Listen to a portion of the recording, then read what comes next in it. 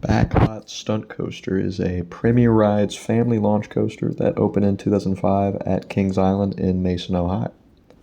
Located in the Rivertown section of the park, the ride was originally themed to the Italian Job movie when Paramount still owned the park, but reverted back to the general Hollywood theme when Cedar Fair took it over in 2008. It also was cloned at two other parks, including Kings Dominion in Virginia and Canada's Wonderland near Toronto. Despite losing its main theme, it still features a lot of special effects during the ride that mostly work, such as helicopters shooting at you and a flame effect at the halfway point of the ride. The general theme is you are a stunt person for a movie and doing the driving on a movie set, so you fly past a bunch of police cars and through signs on your ride.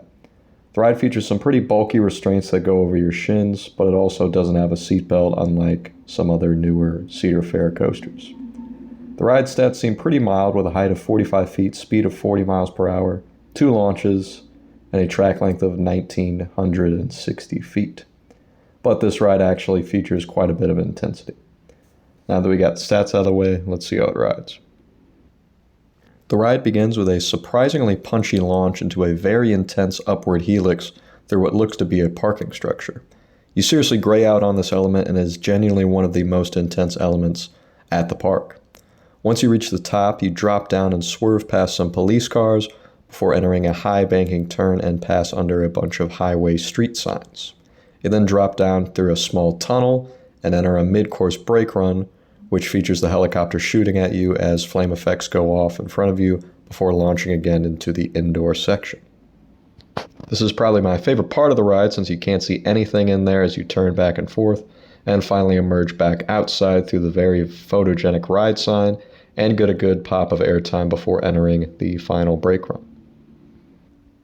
Overall, this is a really fun family coaster that actually offers quite a bit of intensity for the seasoned enthusiast as well.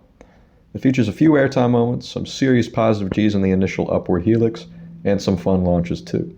This was actually my first launch coaster when I originally rode it in 2020, and I think it's a perfect first launch for anyone as it's really fun and smooth throughout the ride.